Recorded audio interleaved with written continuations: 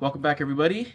In this week's video, I have to make a bunch of bowls for people, so I'm going to show you how I do production style throwing when it comes to making pieces that are the same size, same width, and same weight using some specific tools. So if that's something you want to see, stick around and find out how it's done.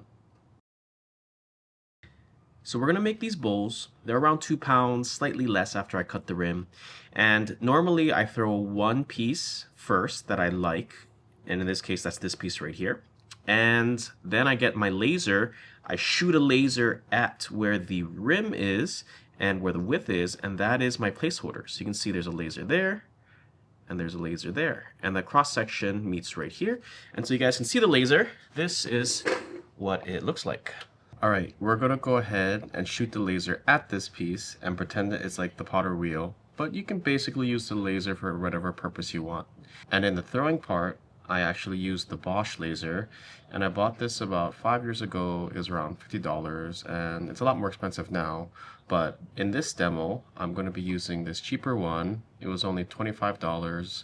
And if you're interested, I can link the product in the description below. And most lasers are often the same. They have a lock system so the front doesn't move, or you can unlock it where it can self-level. So we're going to use this in the tripod, and I like using the tripod because I can easily change the height by adjusting the height. But you can potentially just set it up on objects too, and that works perfectly fine, but I prefer the tripod if you have one. And this one's pretty cheap, and I can also link this in the description as well. But anyway, we're going to take this, we got the tripod mount on, we're going to put it in, and we're going to go ahead and turn it on. And I want it on self-leveling, so you can see that when I jiggle it, you can see the laser move around. And we're going to aim it at the left side of the piece.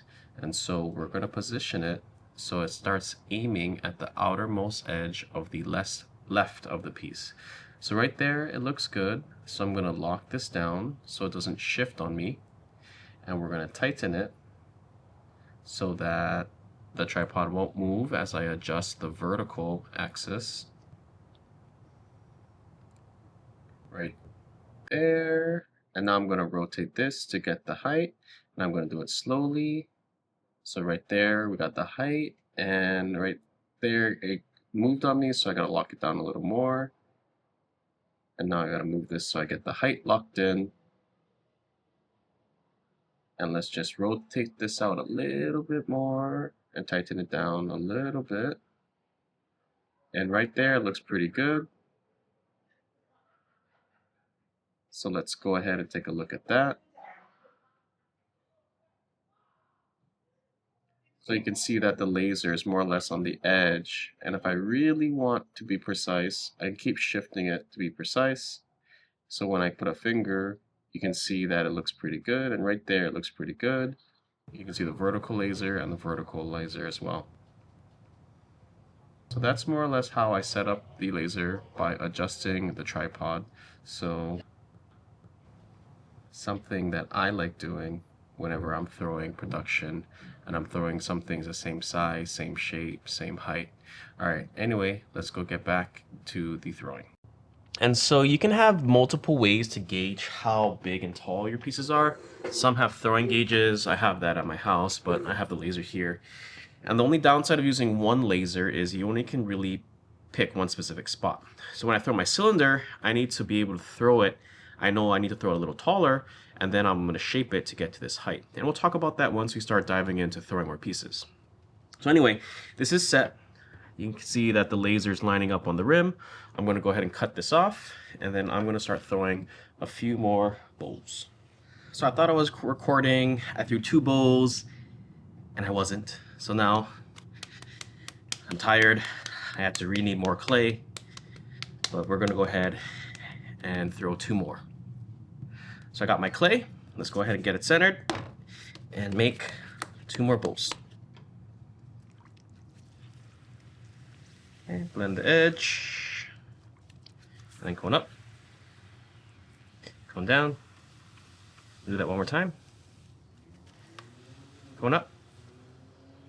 Going down. This time I'm setting my right hand as the width that I want, and I'm just compressing the clay down using my thumb to push down to get it flat. And I can dig my well. Get my depth. If you want to see more ceramic videos, don't forget to like and subscribe. That way it helps grow the channel and you'll be able to see these videos as they're released every week. Open.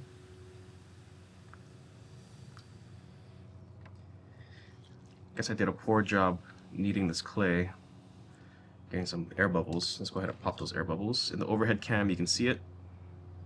Let's pop that one. So if there's air bubbles in the base, that's a little scary. Probably going to encounter more air bubbles. And we'll wait for that plane above us to go away. Okay, now let's do the pull. So we'll do that claw action. Compress and pull.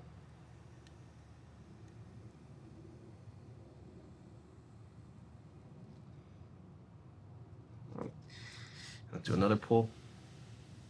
So many air bubbles.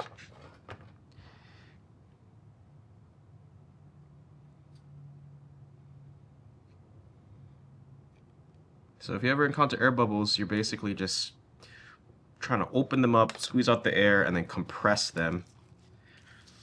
So hopefully they pop. You can hear that popping going on.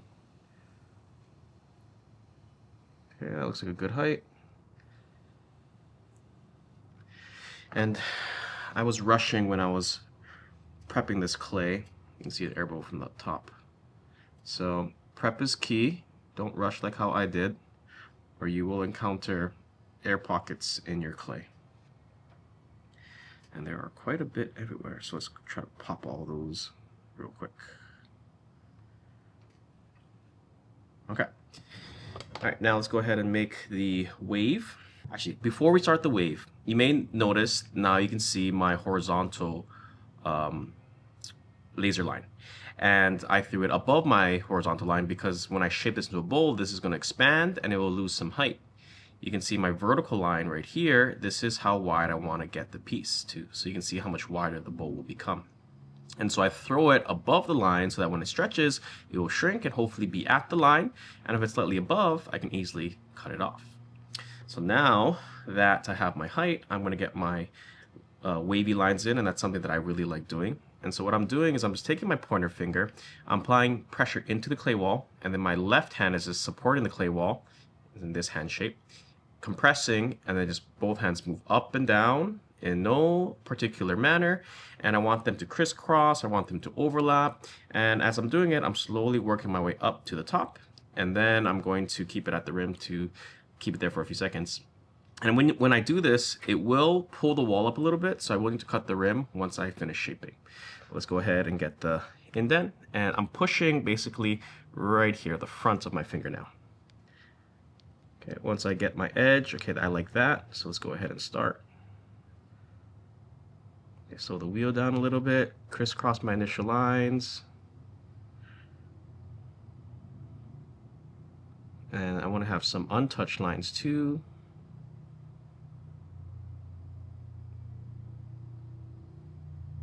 Okay, and then right there you can see that the clay wall did gain a decent amount of height.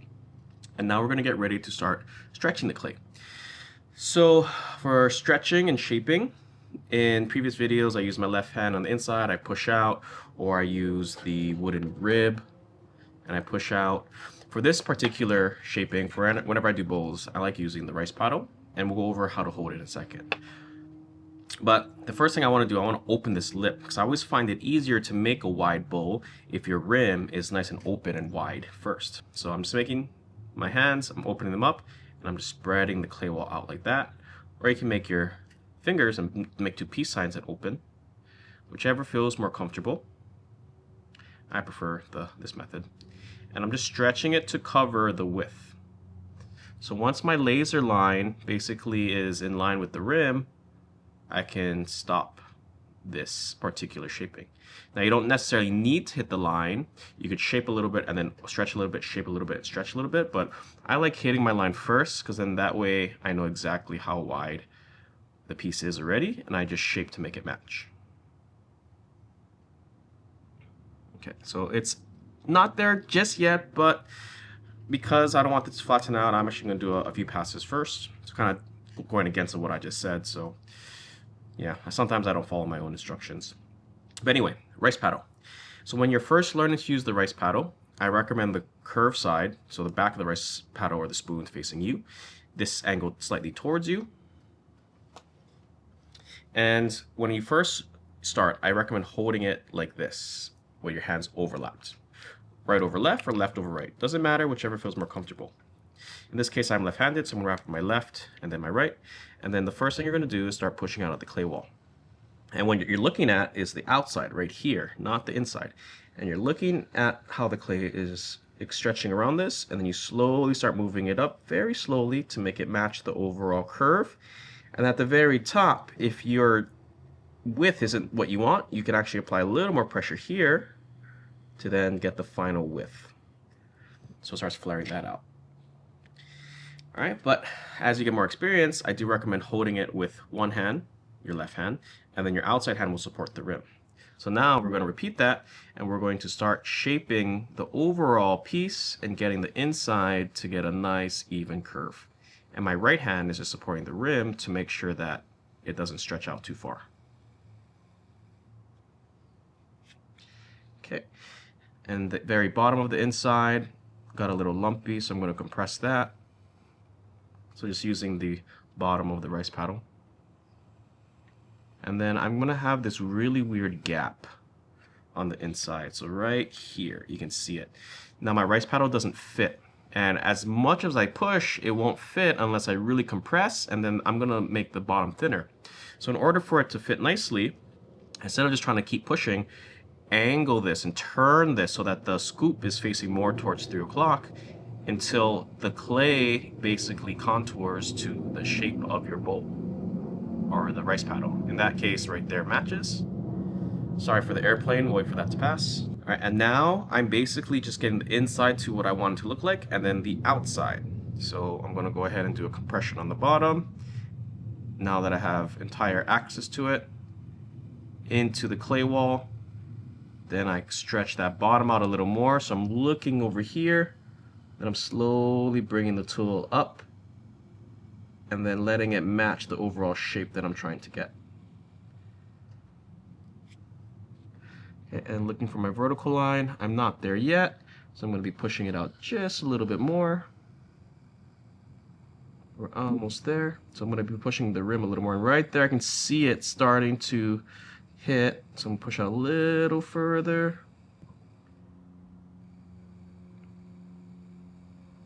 Right there, beautiful. Okay, now it's hitting, but as I pushed it out, this shape kind of got messed up. So I'm going to go ahead and start to add a little more volume to that bottom section to get it more round and make it match the overall width and shape of the piece. Okay, right there, that looks good. Got my bowl, and then the rim. I can feel it rise and fall a little bit, so I'm going to need to cut it.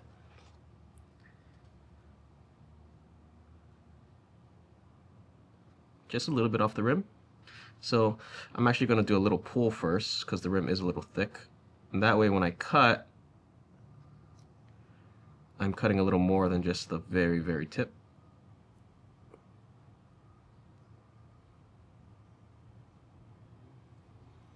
And it's always hard to cut whenever you have just a little bit that you want.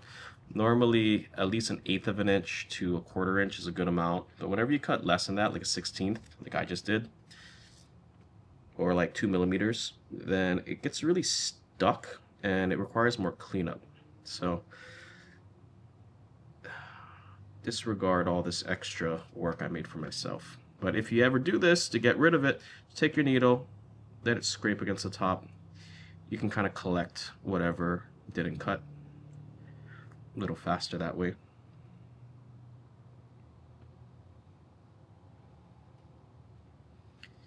And scrape off the rest. There we go. And then use the sponge to smooth.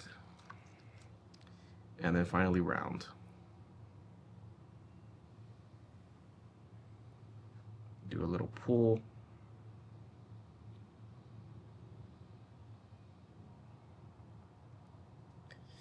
And then final shape.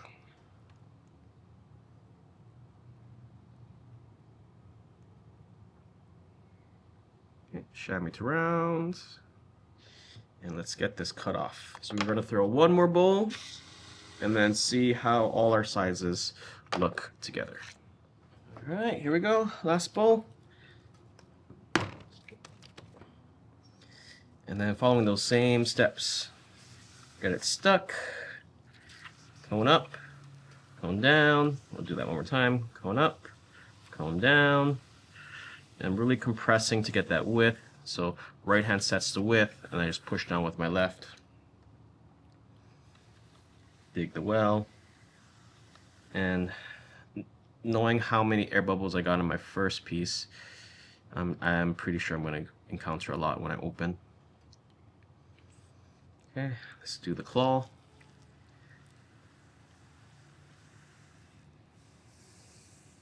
We make sure that the area is flat. There we go. So opening, compressing, pushing in with my bottom hand, my right hand, and then pulling.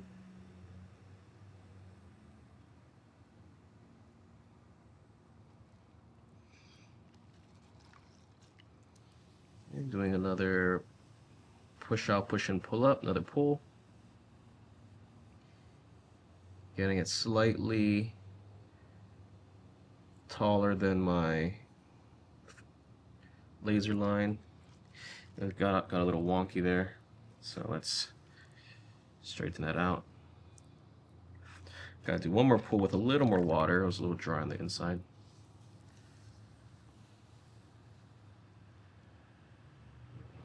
A little more.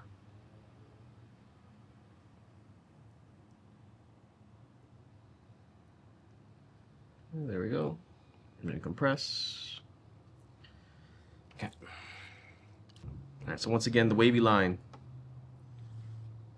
Set your finger, push in, left hand receives the pressure, and both hands move up and down. There we go. I can feel the bottom's a lot thinner than my other bowl I just made, and that's why it's so wobbly and wonky. So we'll see how this one turns out.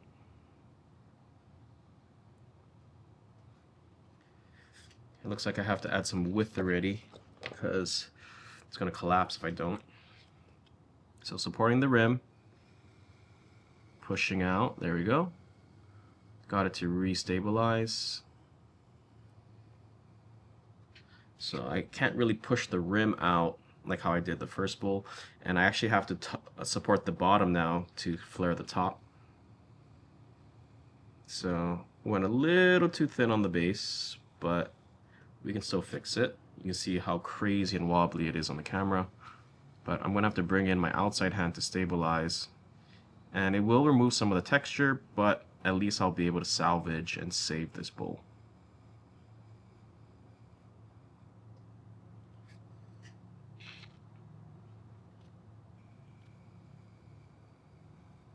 And so this time I'm shaping with the tool in my hand. And this is how you normally would shape if you didn't have texture lines on the outside.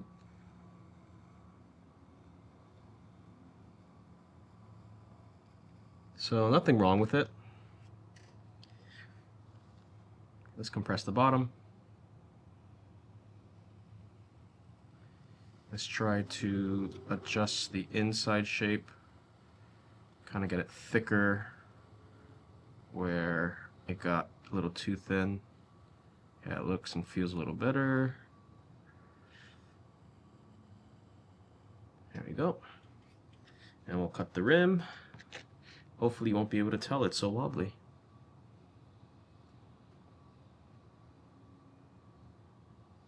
And the benefit of that laser line is I can cut exactly at that line.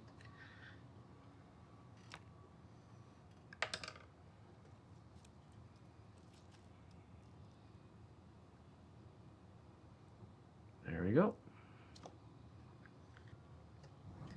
And if you didn't see it in the video, you probably wouldn't have known that this thing almost collapsed on itself. So,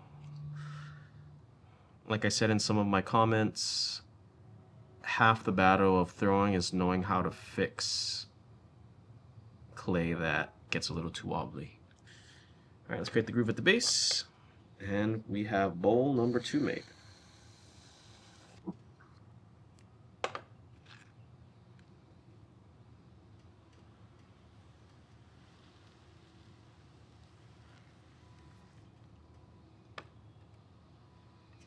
All right, a little more subtle with the throw lines, but still looks pretty good, considering it almost fell.